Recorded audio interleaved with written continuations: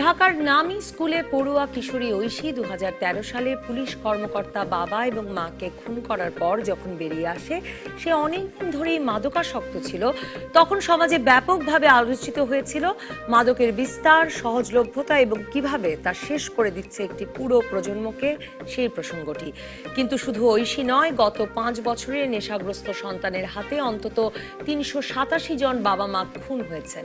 মাদকসেবী স্বামীর হাতে প্রাণ গেছে 256 জন নারীর, আর মাদকাসক্ত প্রেমিক প্রেমিকার হাতে খুন হয়েছেন 670 জন তরুণ তরুণী। এই জানুয়ারি মাসের 10 তারিখেও পরিবারে এক বেসরকারি বিশ্ববিদ্যালয়ে পড়ুয়া ছেলের বাবা মা ভাই বোনের ওপর নিয়মিত শারীরিক নির্যাতন সইতে না পেরে তাকে খুন করেছে তারই আপন ছোট ভাই। পুলিশ প্রধানের ভাষ্যে বাংলাদেশে তাদের জন্য এখন সবচেয়ে বড় চ্যালেঞ্জ জঙ্গিবাদ এবং মাদক নিয়ন্ত্রণ। মাদকের কারণেই সারা দেশে হত্যা, ছিনতাই, রাহাজানি, ধর্ষণের মতো অপরাধ বাড়ছে, এটা বিশ্বাস করেন অনেক বিশেষজ্ঞ। 2015 সালের তুলনায় 2016 সালে মাদক সংক্রান্ত মামলাও বেড়েছে 10,000। কিন্তু সংবাদ মাধ্যমগুলোর পরিবেশিত খবর ঘাঁটলে দেখা যায় সারা দেশে মাদক আমদানি, সরবরাহ, কেনাবেচার নেটওয়ার্কে জড়িত মূলত রাজনৈতিক প্রভাবশালী ব্যক্তি, এমনকি পুলিশের সদস্য বা পুলিশের সোর্স। নির্বাচিত জনপ্রতিনিধি থেকে শুরু করে ক্ষমতাসীন দলের বিভিন্ন গ্রুপ বা সরকারি বিরোধী দল মিলেমিশে পুলিশের নাকের ডগায় তাদেরই সহযোগিতায় নিয়ন্ত্রণ করে মাদক ব্যবসা।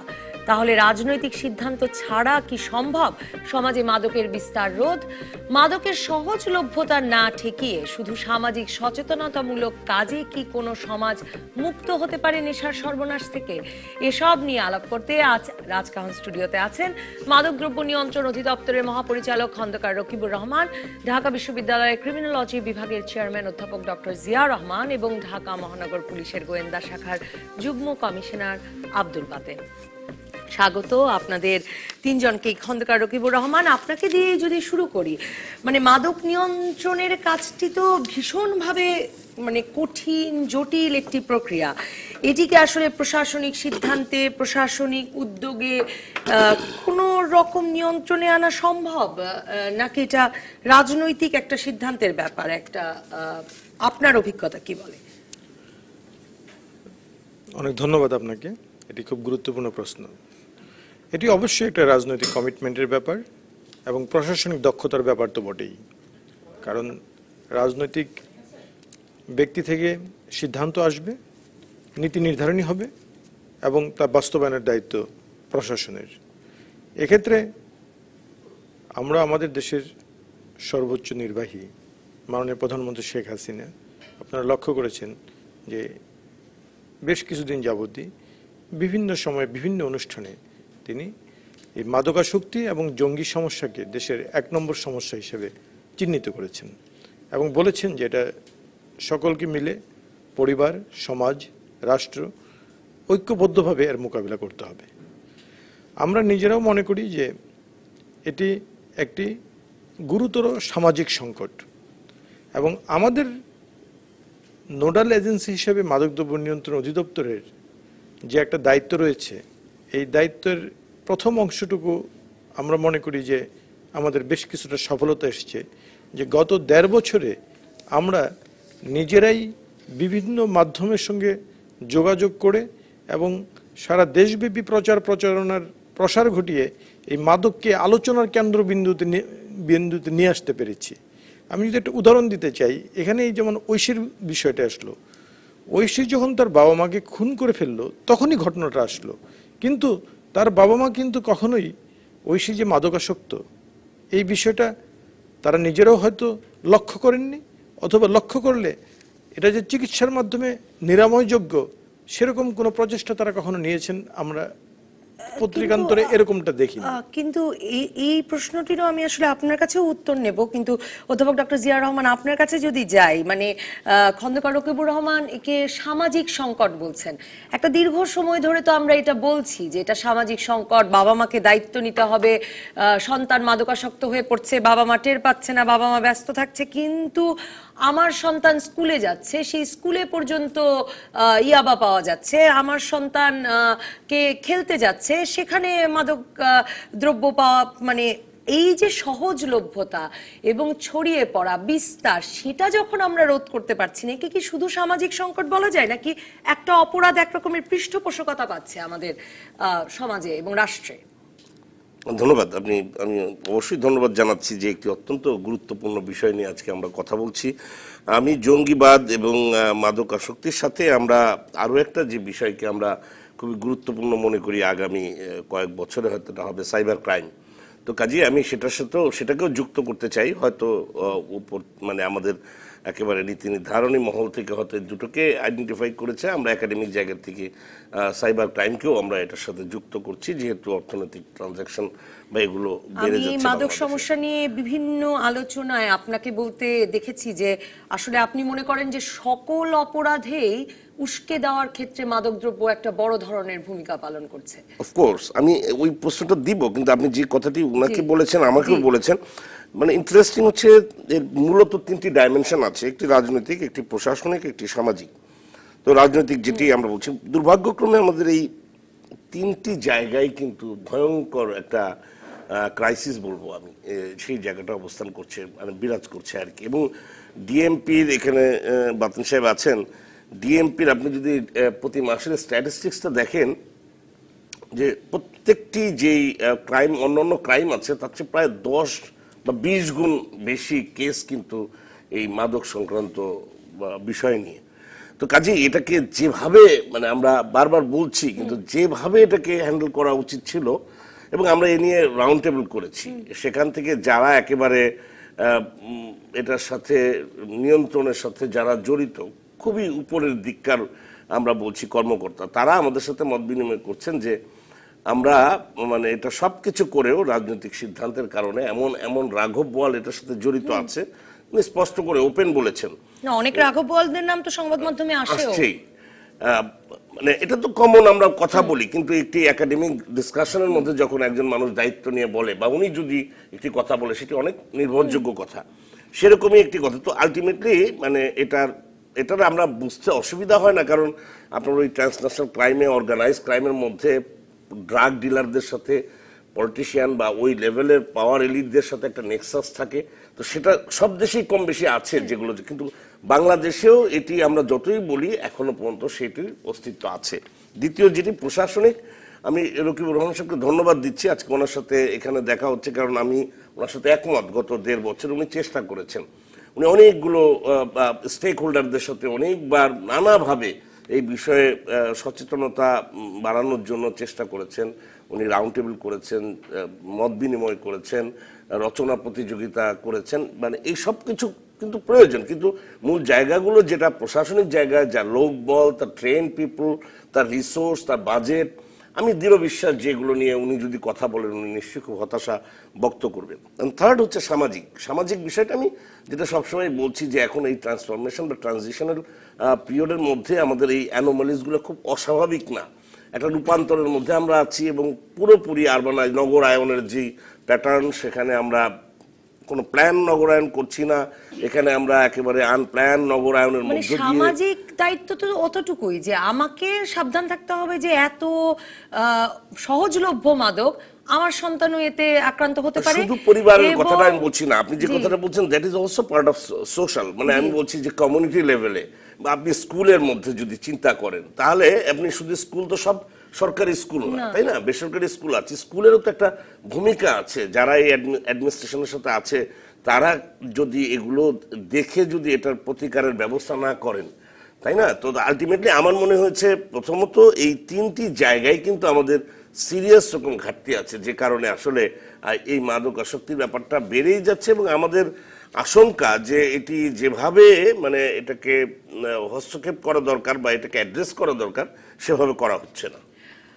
আব্দুল বাতেন, আমি আপনার কাছে যেতে চাই যে রাজনৈতিক প্রভাবশালীদের, রাজনৈতিক দলগুলোর, ক্ষমতাসীন দলের জনপ্রতিনিধিদের থেকে শুরু করে বিভিন্ন গ্রুপের এই মাদক ব্যবসায় জড়িত হওয়ার অভিযোগ যে পরিমাণে সংবাদ মাধ্যমে পাওয়া যায়, সেভাবেই পুলিশের বিভিন্ন পর্যায়ে এবং পুলিশের সোর্স পরিচয় দিয়ে, পুলিশের জানার মধ্যেই এই মাদক ব্যবসা চালিয়ে যাচ্ছে, এই অভিযোগও সংবাদ মাধ্যমে ভরপুর এবং বছরের পর বছর ধরে এগুলো বেরোচ্ছে। আসলে কি পুলিশ যথেষ্ট কিছু করতে পারছে মাদকদ্রব্য নিয়ন্ত্রণে, নাকি করাটা আসলে সম্ভব হচ্ছে না, তার পেছনেও রাজনৈতিক কারণও রয়েছে? ধন্যবাদ আপনাকে। রাজনৈতিকভাবে আপনি যেটা বললেন যে কোনো রাজনৈতিক সংগঠন কোনো একটা অপরাধকে উস্কে দেওয়া কিংবা মাদকের মতো একটা ভয়াবহ বিষয়কে রাজনৈতিকভাবে এটাকে প্রশ্রয় দেওয়া, এটা আমাদের কাছে কখনোই সেটা মনে হয় নাই। আর মাদকের বিষয়টা আমি স্পেশালি বলবো যে পুলিশের মাদক নিয়ন্ত্রণ কিন্তু তার প্রধান এজেন্ডা না। এটা আমার এজ এ ল এনফোর্সার আরও 50টা আইনের মতো আইন যেভাবে প্রয়োগ হয় আইনের প্রয়োগকারী সংস্থা হিসেবে it is one of them.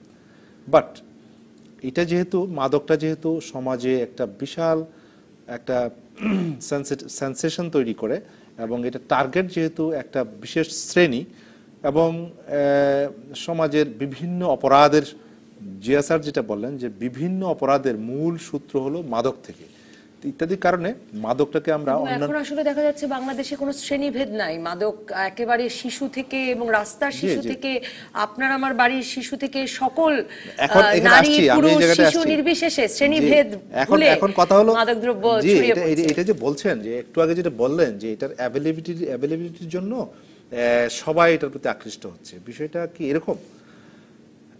শুধু কি আপনি মনে করেন যে এনফোর্সমেন্ট দিয়ে পুলিশ কিংবা মাদকদ্রব্য নিয়ন্ত্রণ অধিদপ্তর এই ধরনের সংস্থার শুধু এনফোর্সমেন্ট দিয়ে এটা কি রোধ করা সম্ভব? আমি মনে করি না।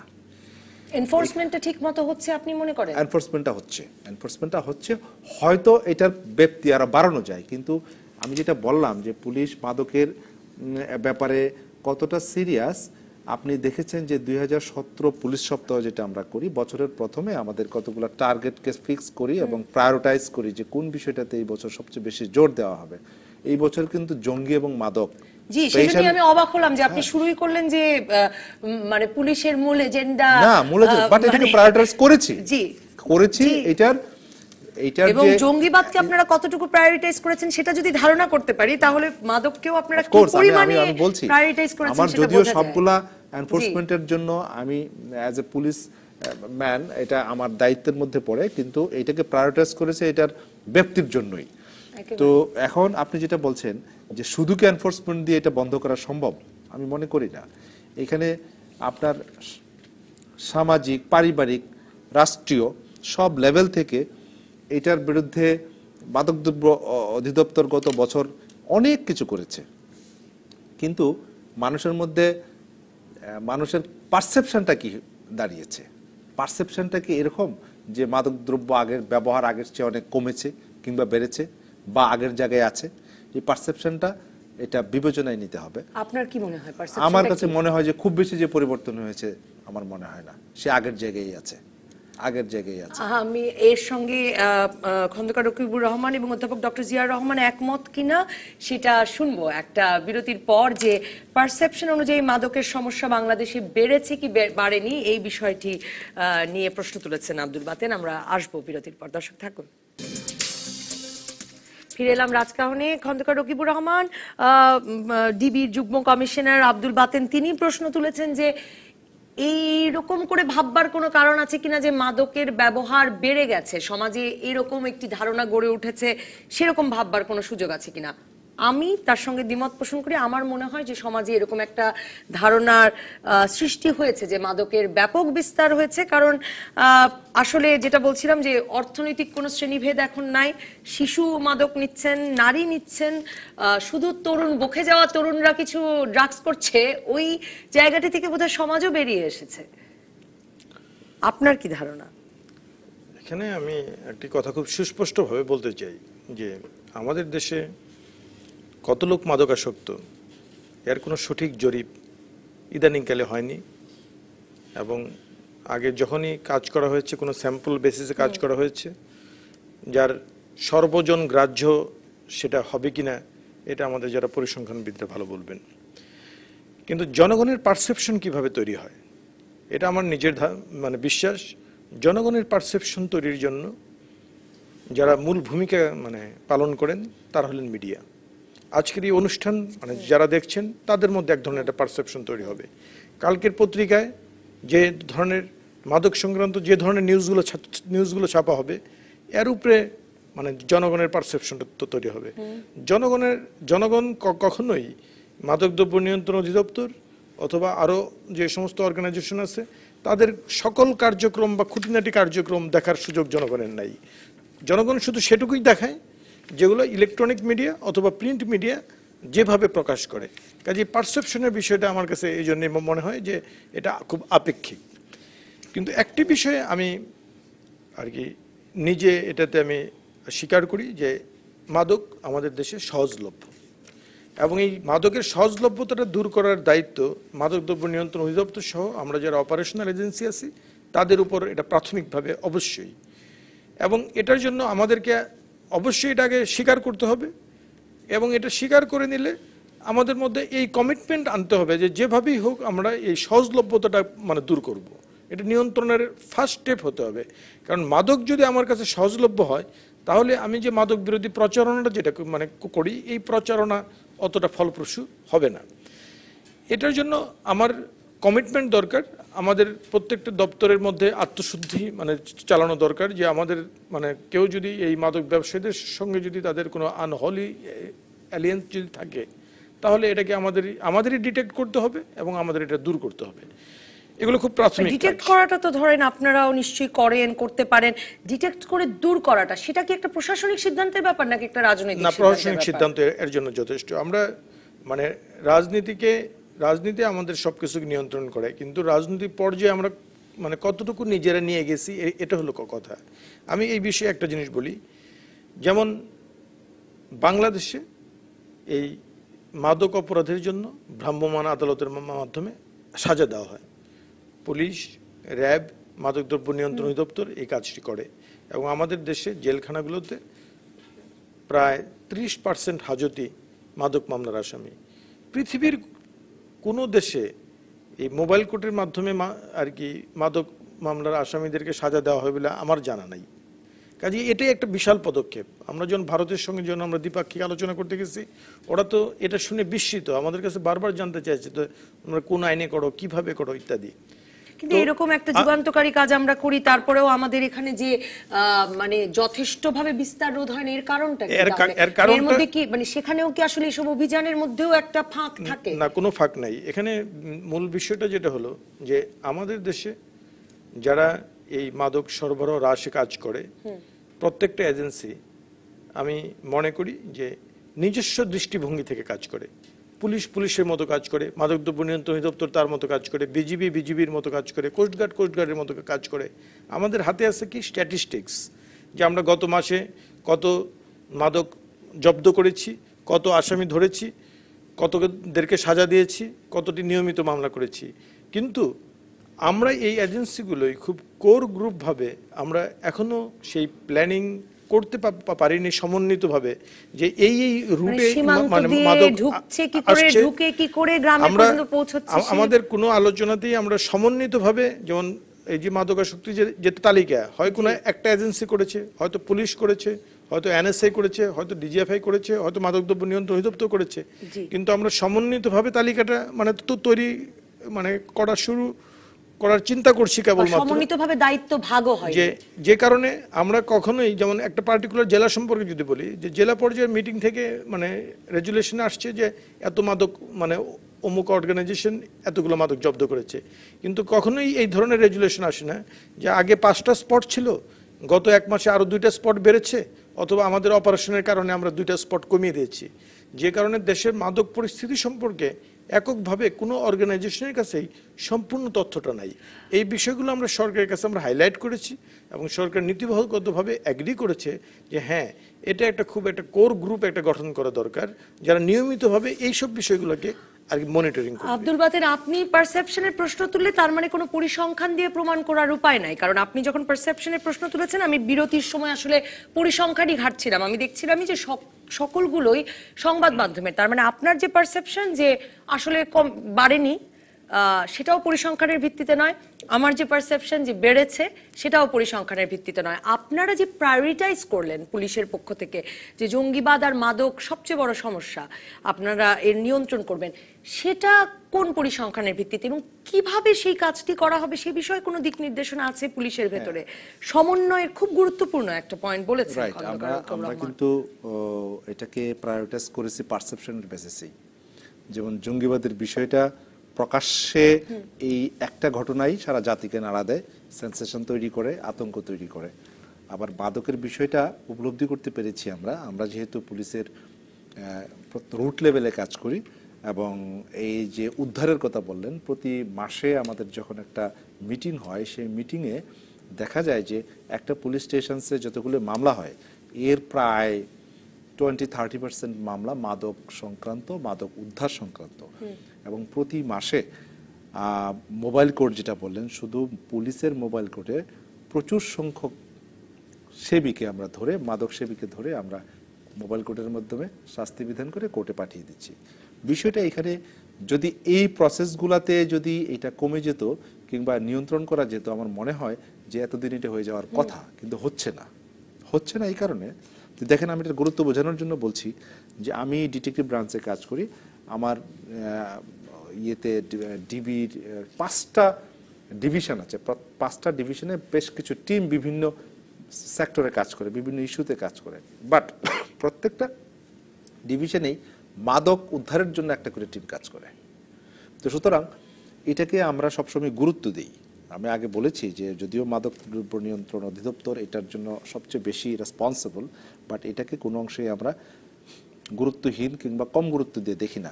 কিন্তু বিষয়টা হলো যে আপনি কিভাবে এটাকে তাহলে নিয়ন্ত্রণ করবেন।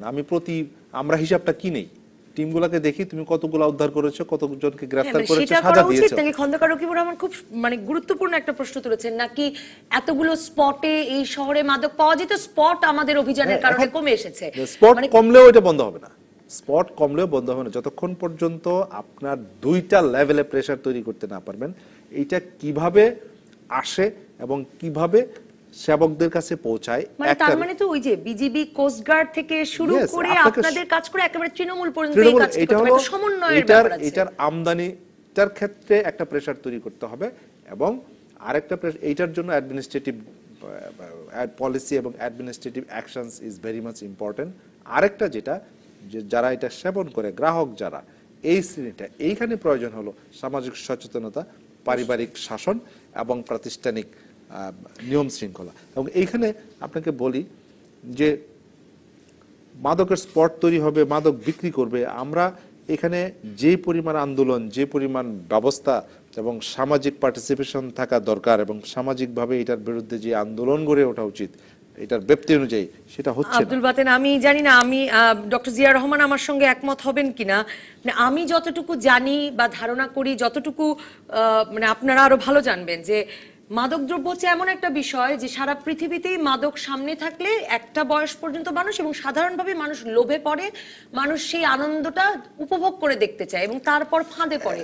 কাজে লোভ থাকলে সামাজিক আন্দোলন গড়ে আসলে লাভ হবে কিনা সেই প্রশ্নটা একটু আমি জানতে চাই অধ্যাপক ডক্টর জিয়া রহমান। আর আপনার কি মনে হয়, সমাজের পারসেপশন কি যে মাদকের বিস্তার বাড়ছে? ওয়েল, আমি একটা জিনিস খুব ইজিলি বুঝি, এটিও আমাদের সোসাইটির একটা মাইন্ডসেট, একটা সমস্যা। যেমন বাতেন সাহেব এবং রকিব সাহেব দুজনেই তারা সরকারের কাজ করছেন। এখন এই সরকারের কাজ করতে যে তারা যখন কথা বলেন, তখন কিন্তু তারা আসলে খুব আমি বলবো স্বতঃস্ফূর্তভাবে কথা বলতে পারেন না। এটা হচ্ছে বাংলাদেশের বাস্তবতা। আমি সেই জায়গা থেকে বলছি কথাটি, এটা বলছি যেমন বাতেন সাহেব যে কথাটি বলছে, এখানে আমি খুব দ্বিমত করছি না। উনি আসলে এটা মিন করেছে বলে আমি মনে করি না। উনি বলতে চেয়েছেন যে এটা আসলে, আমি যদি বুঝে থাকি যে এটা বেড়েছে কমেছে, তা উনি বলার চেষ্টা করেছেন যে এটা আমরা আসলে কমাতে পারিনি, আমরা এটাকে রোধ করতে পারিনি, যেই জায়গায় ছিল সেই জায়গায় আছে। উনি বলার চেষ্টা করেছেন যে আসলে খুব বেশি এটার থেকে আমরা মুক্তি পাইনি। আমি যদি বুঝে থাকি, টু বি ভেরি অনেস্ট, কারণ এবং এইটা জিরো সাম গেমের মতো। কারণ এই আলোচনা আমি মনে করি একেবারেই অর্থহীন, এই জন্য যে এটি যে বেড়েছে তার ইন্ডিকেটর কয়েকটা আছে, আপনার সাথে আমি অ্যাবসলিউটলি একমত। আপনি কেসেসগুলো যদি দেখেন, ডিএমপির প্রতি মাসের কেসে আপনি দেখবেন যে মাদকদ্রব্য সামনের দিকে আছে। 2015 থেকে 2016 তে 10,000 কেস আপনি মিডিয়ার রিপোর্ট যদি দেখেন সেখানেও দেখবেন একটা বড়, এবং ক্রাইম রিপোর্টাররা কাজ করছে আমরা প্রতিনিয়ত। তাহলে একটা পারসেপশন যদি না থাকে তাহলে এটা নিশ্চয়ই একটা এজেন্ডাভুক্ত হয় না মিডিয়ার মধ্যে। থার্ড হচ্ছে আপনি রিহ্যাবিলিটেশন সেন্টারগুলোতে ঘুরেন, আপনি দেখেন যে সে ঢাকা শহরে কতগুলো রিহ্যাবিলিটেশন সেন্টার ছিল, এখন কতগুলো হয়েছে, এবং সেখানে কি পরিমাণ রোগী আসে। ফোর্থ হচ্ছে আপনি যদি যারা কাউন্সিলিং থাকে, আপনি আমি এই জন্য বলছি বাংলাদেশ কিন্তু চেঞ্জ হচ্ছে, আমাদের হতাশার জায়গা যেমন আছে আশাবাদের জায়গা আছে। আপনি 5 বছর আগে এত কাউন্সিলিং সেন্টার আপনি দেখেন নাই। আপনি দেখেন সাইকোলজি একটা সাবজেক্ট ছিল যে সাবজেক্ট কেউ পড়তে আসতো না। আমি এই কথাটাই সোশিওলজিক্যালি আমি বারবার বলার চেষ্টা করছি যে এই যে আমাদের রূপান্তরটা হচ্ছে এর মধ্য দিয়ে কিন্তু শুরু হয়েছে। কাজেই বাতেন সাহেব যাই বলুক, রকিব সাহেব যাই বলুক, আমি একটা জিনিস বুঝি যে ইট হ্যাজ স্টার্টেড। পুলিশের তরফ থেকেও চেষ্টা করা হচ্ছে, মাদকদ্রব্য অধিদপ্তর তারা যে 1.5 বছরে আমি যেটা দেখেছি মিনিং হচ্ছে, আমি যেটা বলার চেষ্টা করেছি আপনাকে যে পলিটিক্যাল ইনস্টিটিউশনের যে দীর্ঘস্থায়ী যে আমাদের লিগেসি, ঠিক একইভাবে প্রশাসনিক যে লিগেসি, এবং একই সাথে সোসাইটির মধ্যে আমাদের এই সোসাইটির মধ্যে একটা বড় সিভিল সমাজ ডেভেলপ করেনি। ওই রাষ্ট্রকেই সর্বময় ক্ষমতার অধিকারী, সবকিছু রাষ্ট্রের উপরই নির্ভর করে করতে হয়। সোসাইটির যে রাষ্ট্রের উপর তো নির্ভর করতেই হবে, কারণ মানে সারা পৃথিবীতেই সবচেয়ে ক্ষমতাধররা মাদক ব্যবসার সঙ্গে জড়িত থাকেন, বাংলাদেশে তা কোনো আলাদা কিছু নয়। আমি বলছি যে ওই বাতেন সাহেব যে কথাটা, আরেকটা বিষয় হচ্ছে আপনার একটা প্রেশার তৈরি করার যে ব্যাপারটা, এই প্রেশার মানে আমি বলছি ঐতিহাসিকভাবে এই 3টি জায়গায় আমাদের বড় ধরনের দুর্বলতা আছে ব্রডলি, যে কারণে আপনি প্রতিটি জায়গায় শুধু মাদক না, আপনি অন্যান্য জায়গাগুলোও যদি দেখেন একই অবস্থা বিরাজমান। খন্দকার রকিবুর রহমান, আপনাকে জিজ্ঞেস করি যে ধরুন প্রধানমন্ত্রী দীর্ঘ সময় ধরে জিরো টলারেন্সের কথা বলছেন মাদকের বিষয়ে, এবং তিনি তো বিভিন্ন সময় এই বিষয়ে বক্তব্য দেননি। তারপরেও ধরুন আপনাদের দুজনের কথায় যদি আমি ঠিক বুঝে থাকি, আপনি তো বলতেই পারবেন আমি ঠিক বুঝেছি কিনা, যে আসলে কোনো সমন্বিত কৌশল নেই, জাতীয় কোনো মহাপরিকল্পনা বা কোনো মানে যে 2 বছরের মধ্যে এত শতাংশ কমিয়ে আনা হবে, 5 বছরের মধ্যে এত কমিয়ে আনা হবে, এরকম কোনো আসলে পরিকল্পনার মধ্য দিয়ে এই অভিযান পরিচালিত হচ্ছে না। আমি এ বিষয়ে দুটো মানে অ্যাড্রেস করতে চাই। একটা হলো যে না, এ বিষয়টা যে ঠিক আপনি যত সরলীকৃতভাবে বলছেন, বিষয়টা এর চেয়ে কিছুটা জটিল। যেমন আমরা ধরেন গত 1.5 বছর যাবৎ আমরা একাডেমিয়া বলতে আমরা বিভিন্ন ইউনিভার্সিটির শিক্ষকরা রয়েছেন এবং যারা মনস্তত্ত্ববিদ, মনোরোগ বিশেষজ্ঞ, তাদের সাথে আমরা বিভিন্ন রকম আলোচনা করেছি। আমরা আমাদের অপারেশনাল এজেন্সিদের সাথে আলোচনা করি। কেউ কিন্তু এখন পর্যন্ত আমরা যত টকশো শুনি, আমরা যত পত্রপত্রিকাতে দেখি, কোনো কনসলিডেটেড সাজেশন কিন্তু যে খুব যে আমাদের চোখে পড়ে যে চুম্বকের মতো আমি মাদকদ্রব্য নিয়ন্ত্রণ অধিদপ্তর মানে নিয়ে নিলাম যে না এই কাজটাই মানে করলে এটা দ্রুত নিয়ন্ত্রণ হবে, এরকমটা কিন্তু সহজে পাওয়া যায় না। তার কারণ হলো যে এটার সলিউশনটা খুব সহজ না। পৃথিবীর তেমন কোনো দেশই দেখা যায় না যে যেখানে এই এত শক্তিধর হওয়া সত্ত্বেও আমেরিকা বলি, ইউরোপ বলি, প্রত্যেক দেশে মাদকের সংকট আমাদের চেয়েও বেশি। এখন আমাদের বিষয়টা কোনটা? না, আমাদের তো পরিসংখ্যানই নাই, আমরা কি করে বুঝলাম যে বেশি আর কম? কারণ আমরা ওদের পরিসংখ্যানটা দেখি, হ্যাঁ, এভাবে আমরা বুঝতে পারি আমাদের ওরা যে ধরনের আর কি মাদক এখন ব্যবহার করে, আমরা রিলেটিভলি আমার মনে হয় রিলেটিভলি আমরা এখনো ওই ধরনের মাদক কল্পনাই করতে পারি না।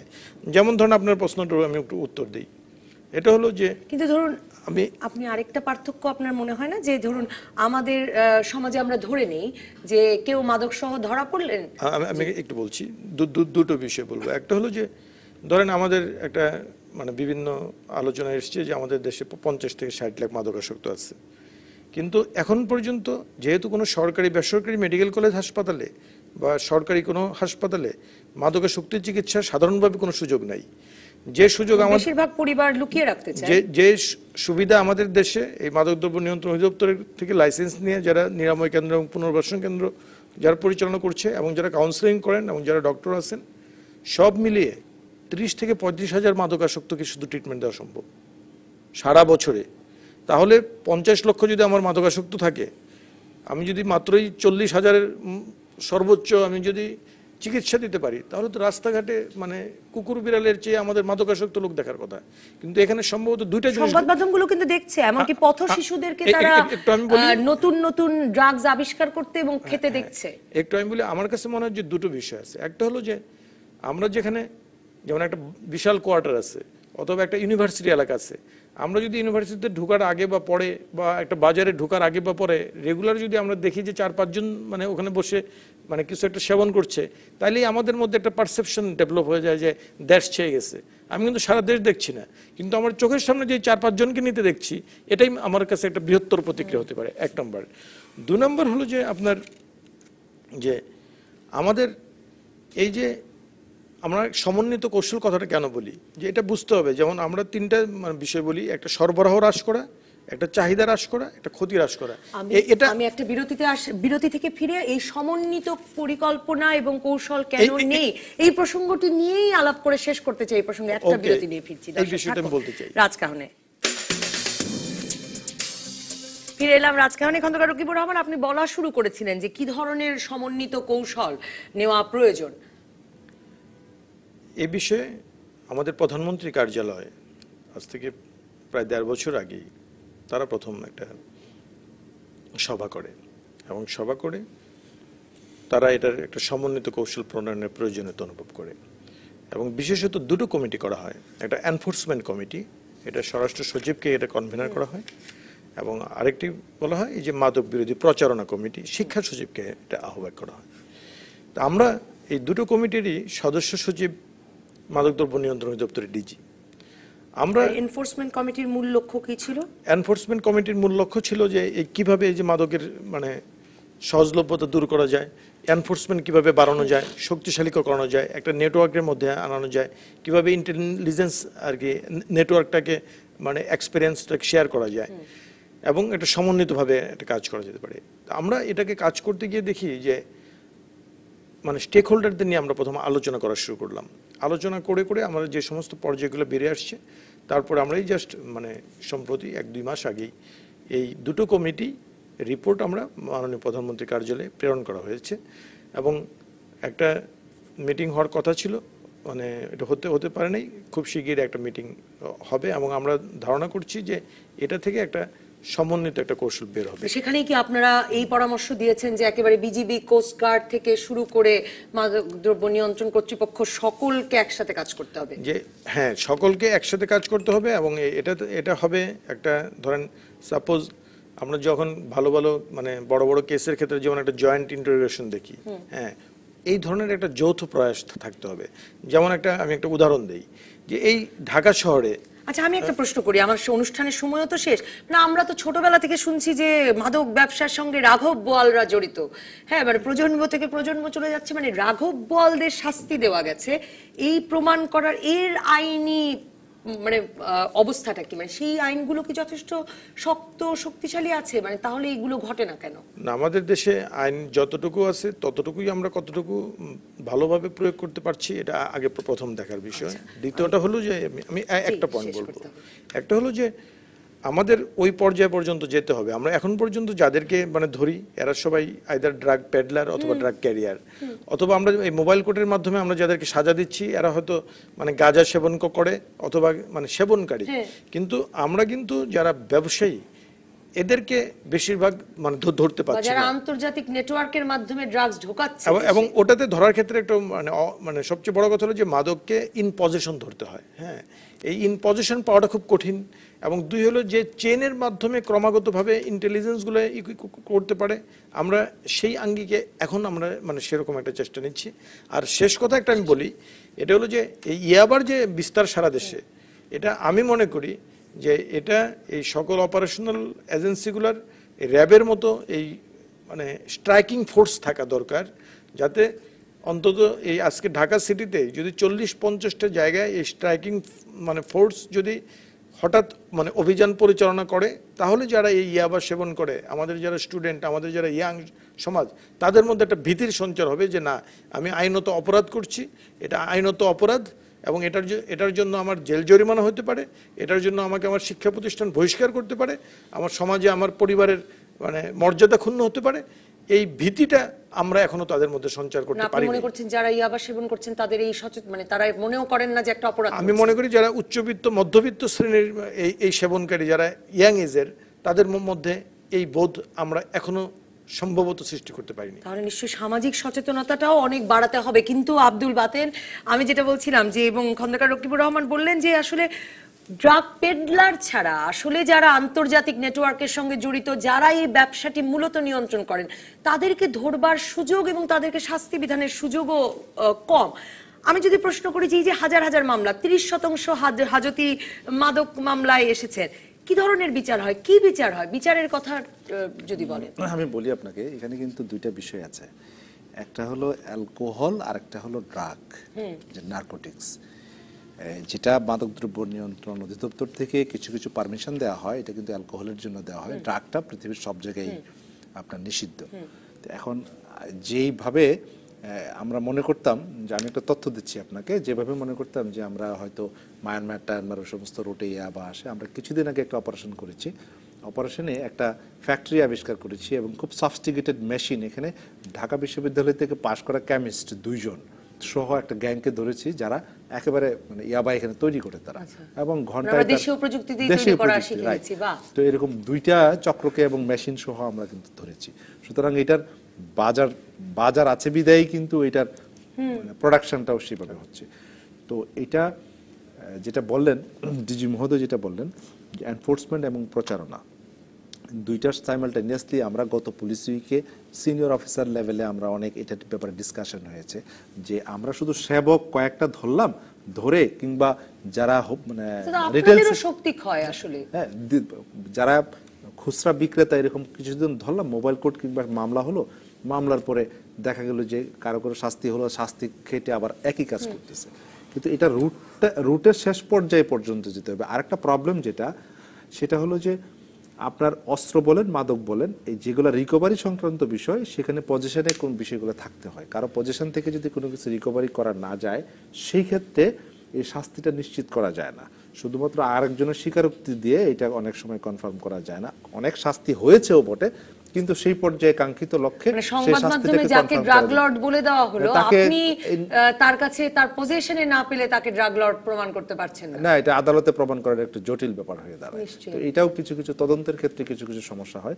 তো মূল কথা যেটা বলতে চাই, যে এটার ব্যাপারে যদি কোনো ন্যাশনাল পলিসি হয়, এবং ন্যাশনাল পলিসির অংশ হিসাবে পুলিশ অবশ্যই সেটাতে সর্বশক্তি নিয়োগ করবে, কারণ যেহেতু এটা একটা ব্যাপক সমস্যা, এবং এই সমস্যা পুলিশের যে অন্যান্য অপরাধ আমরা দেখেছি, যে অন্যান্য অপরাধের সূত্রপাত মাদক থেকে, ছিনতাই ছোটখাটো যে খুচরা অপরাধ যেগুলো হয়, এগুলি ম্যাক্সিমাম দেখা যায় যে মাদকাসক্ত।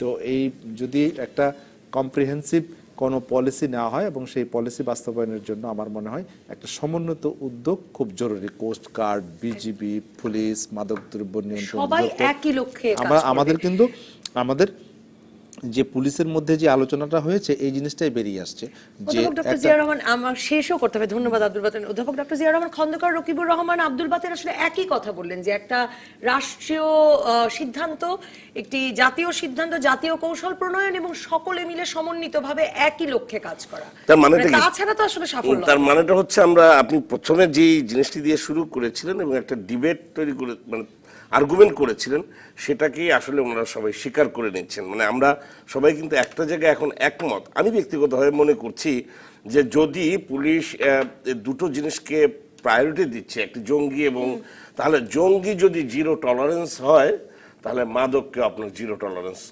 আনতে হবে। এই ধরনের স্লোগান ব্যবহার করে রাষ্ট্রীয় একেবারে দুর্ভাগ্য হচ্ছে, আমি যেটা বারবার বলছি, বাংলাদেশের কোনো কাজ মাননীয় প্রধানমন্ত্রী যখন ডিরেক্টলি নির্দেশ দিবেন, তখনই আপনি দেখবেন যে এই সমন্বিত কথা বা কোঅর্ডিনেশনের কথা যাই হোক, বা এনফোর্সমেন্ট বাড়ানো, সবই কিন্তু তখন তৈরি হবে। তো কাজেই বাট এটা আমরা যেভাবেই বলি না কেন, এটা কিন্তু আসলে সময় হয়েছে।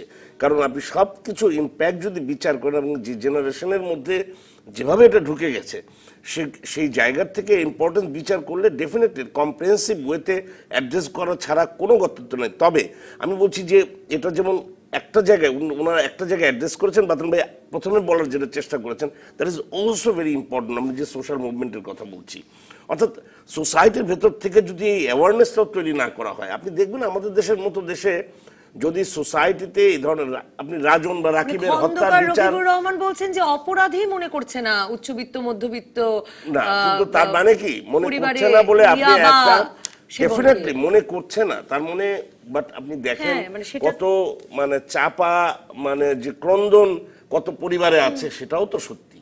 তো কাজে এটাকে এইভাবে বলা যাবে না যে মনে করছে না, এটা হচ্ছে যদি আমরা খুব পপুলার কথা, আপনি হয়তো মনে করতে পারেন যে এরা মনে করছে না, কিন্তু সেন্সেবল মানুষ হয়ে বা সেন্সেবল সিটিজেন হয়ে তো আমি এটা বলবো না যে তারা এটা মনে করছে।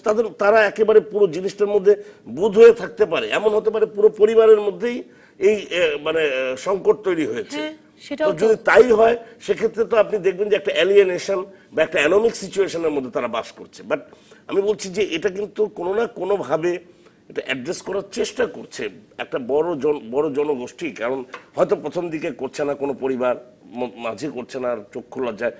আমি এই জন্য প্রথমে বলছিলাম আপনাকে যে এই সংকটগুলো খুবই কমপ্লেক্স, মানে সাংস্কৃতিক একটা বিষয় আছে। এবং যেমন আপনি যেখানে শুরু করেছিলেন সেটা দিয়ে যদি শেষ করি, যে আপনি বলেছিলেন রাজনৈতিক, প্রশাসনিক এবং সামাজিক, আপনারা তিনজনই সম্ভবত সেই বিষয়ে একমত হয়েছেন যে রাজনৈতিক, প্রশাসনিক, সামাজিক সেদিকেও একটা সমন্বিত সিদ্ধান্তের প্রয়োজন আছে। অসংখ্য ধন্যবাদ খন্দকার রকিবুর রহমান, অধ্যাপক ডক্টর জিয়া রহমান এবং আব্দুল বাতেন, আপনাকে ধন্যবাদ। দর্শক যারা সঙ্গে ছিলেন রাজকাহনের প্রথম পর্বের আলোচনায়, পরবর্তী পর্বে আমরা আলোচনা করব ইসি নিরপেক্ষ নয়, নির্বাচন চলছে এই বিষয়ে। সাথে থাকবেন বাংলাদেশ আওয়ামী লীগের সাংগঠনিক সম্পাদক ব্যারিস্টার মহিবুল হাসান চৌধুরী নওফেল, বিএনপির কেন্দ্রীয় কার্যনির্বাহী কমিটির সদস্য তাবিদ আওয়াল ও জাতীয় পার্টির চেয়ারম্যানের উপদেষ্টা ব্যারিস্টার শামীম হায়দার পাটোয়ারি। সঙ্গে থাকবেন আপনিও।